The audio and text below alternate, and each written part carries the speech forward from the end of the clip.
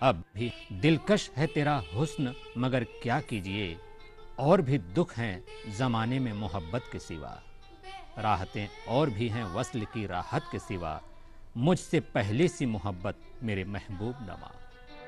ستاتی رہی رات بھر آپ کی یاد آتی رہی رات بھر۔ فیض کو بنیادی طور پر نظم کا شاعر تسلیم کیا جاتا ہے، لیکن ان کے لب و لہجے میں جو نرمی، نغمگی، گداختگی اور گھلاوٹ ہے وہ غزل کے مزاج سے بھی پوری طرح ہم آہنگ ہے۔ وہ افکار و جذبات کی رو میں نہیں بہتے بلکہ اس میں توازن برقرار رکھتے ہیں، چنانچہ وہ آپ بیتی بھی بیان کرتے ہیں تو وہ جگ بیتی محسوس ہوتی ہے، کیونکہ زندگی کے مسائل و مشاہدات ان کے ہاں تخلیقی تجربہ بن کر ابھرتے ہیں، اور اس طرح ابھرتے ہیں کہ معنی کی نئی سطحیں لے کر آتے ہیں جو گہری و دیرپا اور اثر آفری ہوتی ہے۔ بول کہ لب آزاد ہیں تیرے، بول زباں اب تک تیری ہے، تیرا ستواں جسم ہے تیرا، بول کہ جاں اب تک تیری ہے۔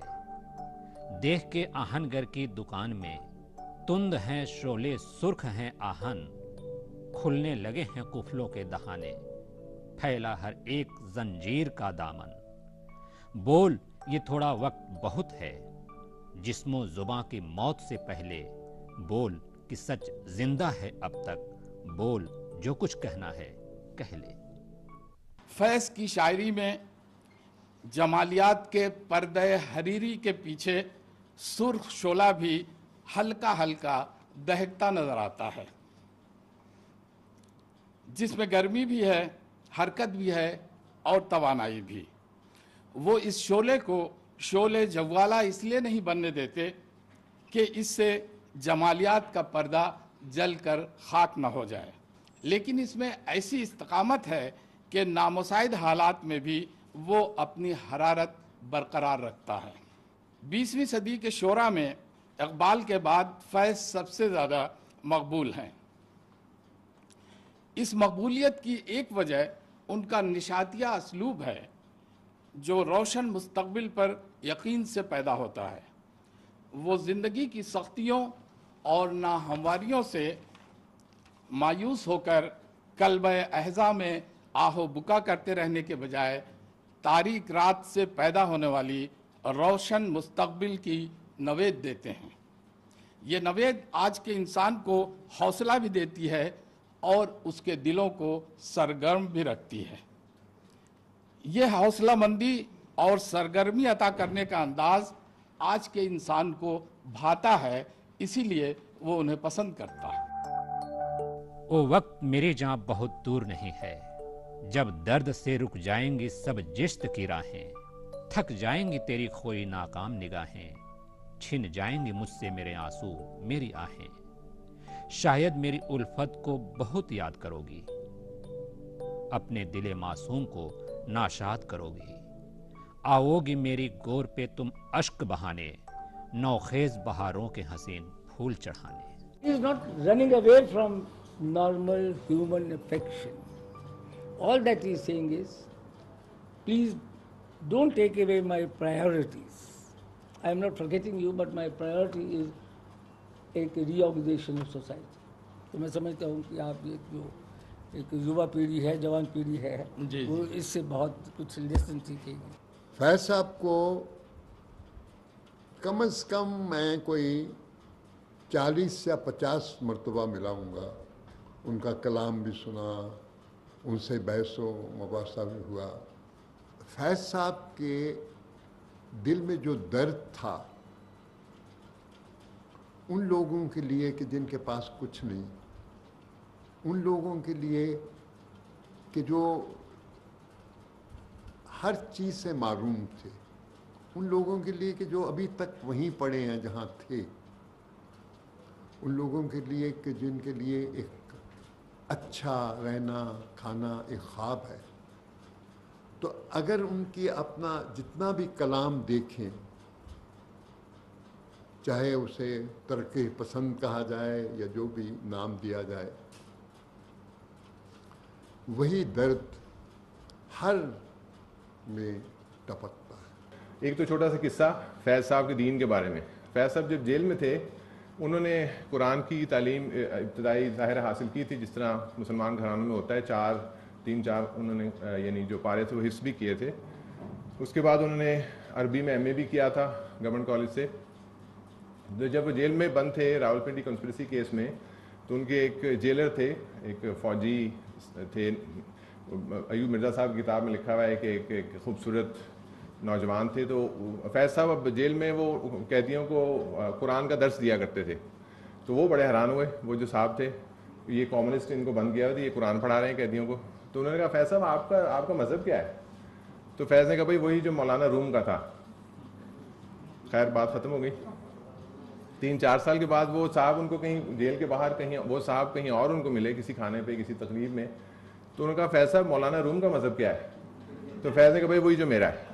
ہم اپنے دور میں گزرے جہان گزراں سے، نظر میں رات لیے دل میں آفتاب لیے، ہم اپنے وقت پہ پہنچے حضور یزداں میں، ہم اپنے وقت پہ پہنچے حضور یزداں میں، زباں پہ حمد لیے ہاتھ میں شراب لیے۔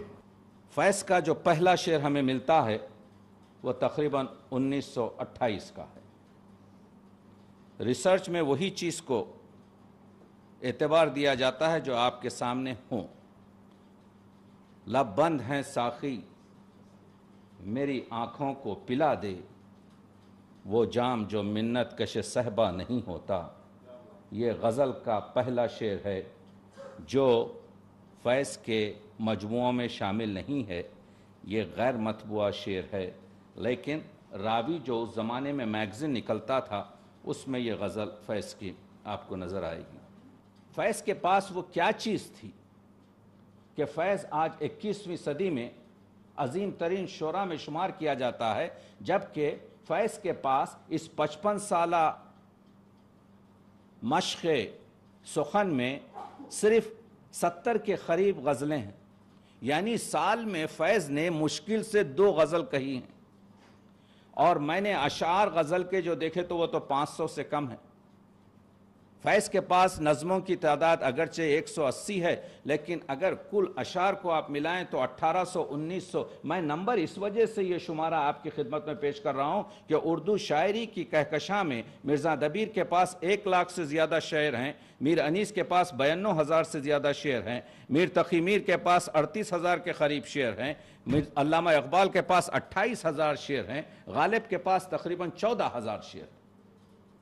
تو یہاں پر ہر صاحب استطاعت جو شعری سخن کی اقلیم رکھتا ہے اس کے پاس، تو یہ کیا بات تھی کہ فیض نے، ہم نے جو طرز بیاں کی تھی قفس میں ایجاد، فیض گلشن میں وہی طرز فغاں ٹھہری ہے۔ دیکھیے جب فیض کو معلوم ہوتا ہے کہ حسن ناصر جو فیض کے ساتھ لاہور کی جیل میں تھا کچھ دن سے نظر نہیں آ رہا ہے، معلوم کرنے سے معلوم ہوتا ہے کہ حسن ناصر کو جیل میں شکنجے دے کر ٹارچر کر اس کو قتل کر دیا گیا، اس کا تعلق حیدرآباد دکن سے تھا اور اس کی فیملی کو تک اطلاع نہیں دی گئی۔ تو فیض نے اس رات میں ایک نظم لکھی۔ بتانا یہ چاہ رہا ہوں کہ علامتی شاعری کس کو کہتے ہیں، کس طریقے سے یہ پوری چیز شام کے پیچ و خم ستاروں سے زینہ زینہ اتر رہی ہے رات، یوں صبا پاس سے گزرتی ہے جیسے کہہ دی کسی نے پیار کی بات، صحن زنداں کے بے وطن اشجار، زندان میں جیلوں میں جو درخت بوئے جاتے تھے وہ اس جنم بھومی سے تعلق نہیں رکھتے تھے، یہ پھولوں کے درختوں کو باہر سے لایا جاتا تھا۔ اس وجہ سے فیض کہہ رہے ہیں صحن زنداں کے بے وطن اشجار، سرنگوں محو ہیں بنانے میں دامن آسماں پہ نقش و نگار، یعنی جب ہوا چل رہی ہے تو ایسا معلوم ہو رہا ہے کہ یہ درختوں کے سر جھکے ہوئے ہیں اور یہ جو ہوا بادلوں کو اڑا رہی ہے تو یہ بادلوں کے ٹکڑے جو نقش بنا رہے ہیں جو دراصل ہوا بنا رہی ہے، ایسا معلوم ہوتا ہے کہ زندان کی یہ درخت نیچے اپنا سر کیے ہوئے یا آسمان پر نقش و نگار بنا رہا ہے۔ علامتی شاعری۔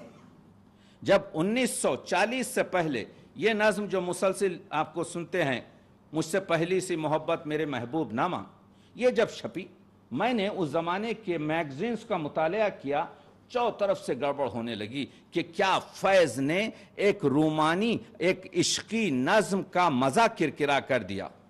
ادھر تو کہتے ہیں کہ تیری صورت سے ہے عالم میں بہاروں کو ثبات، تیری آنکھوں کے سوا دنیا میں رکھا کیا ہے، اور پھر اس طرف پلٹ کر کہتے ہیں کہ ان گنت صدیوں کے تاریک بہیمانہ طلسم ریشم و اطلس و کم خواب میں بنوائے ہوئے،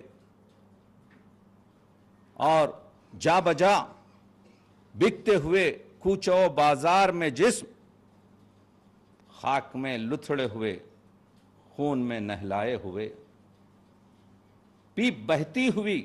یہ شعر آپ کو نسخہ ہے وفا میں نہیں ملیں گے، نکال دیے گئے ہیں، لیکن میں آپ کو اوریجنل نظم سنا رہا ہوں۔ پیپ بہتی ہوئی گلتے ہوئے ناسوروں سے، جسم نکلے ہوئے امراض کے تنوروں سے۔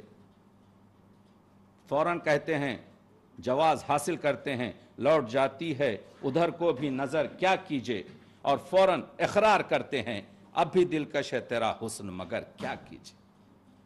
تو آپ نے دیکھا کہ فیض کا یہ جو سفر ہے، یعنی مجاز سے حقیقت تک، غم جانا سے غم دوراں تک، عشق سے سماج کے عشق تک، تو فیض یہ بتانا چاہتے ہیں کہ آپ سماج کے درد کو نکال نہیں سکتے۔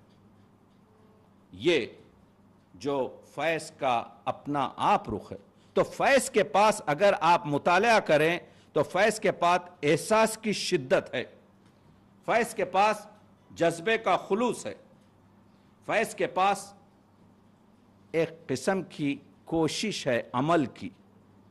یہ تین چیزوں کو ملا کر فیض بنا ہے۔ ایک ان کے پاس نظم ہے، اس طرح ہے کہ ہر ایک پیڑ کوئی مندر ہے، کوئی اجڑا ہوا بے نور پرانا مندر ڈھونڈتا ہے جو تباہی کے بہانے کب سے، چاک ہر بام ہر ایک در کا دم آخر ہے۔ اس طرح ہے کہ پسے پردہ کوئی ساحر ہے۔ اس سے پہلے کہتے ہیں آسماں کوئی پروہت ہے جو ہر بام تلے جسم پر راکھ ملے، ماتھے پہ سیندور ملے، سرنگو بیٹھا ہے چپ چاپ نہ جانے کب سے۔ اس طرح ہے کہ پسے پردہ کوئی ساحر ہے جس نے پھیلایا ہے آفاق پہ یوں سحر کا دام، دامن وقت سے پیوستہ ہے یوں دامن شام، اب کبھی شام ڈھلے گی نہ اندھیرا ہوگا، اب کبھی رات ڈھلے گی نہ سویرا ہوگا۔ فیض نے دو کام کیے، ایک شاعری کی اور دوسرے سماج کا کام کی۔ تو فیض شام شہر نگارہ میں کہتے ہیں وہ لوگ بہت خوش قسمت تھے جو عشق کو کام سمجھتے تھے، کام کا مطلب سماجی کام، یا کام سے عاشقی کرتے تھے۔ ہم جیتے جی مصروف رہے، کچھ عشق کیا کچھ کام کیا، کام عشق کے آڑے آتا رہا اور عشق سے کام الجھتا رہا، پھر آخر تنگ آ کر ہم نے دونوں کو ادھورا چھوڑ دیا۔ میں کہوں گا فیض آپ نے ادھورا نہیں بلکہ آپ نے اس کو منزل پہنچایا ہے۔ فیض نے جو کہا تھا کہ مقام فیض کوئی راہ میں جچا ہی نہیں، جو کوئے یار سے نکلے تو سوئے دار چلے، یہ شعر اس وقت تک نامکمل ہے جب تک آپ فیض کے دوسرے شعر سے جوڑ دیں۔ فیض تھی راہ سر بسر منزل، ہم جہاں پہنچے کامیاب آئے، تو جس شخص کا ہر نقش قدم منزل ہو اسے منزل کی ضرورت نہیں ہوتی۔ شکریہ۔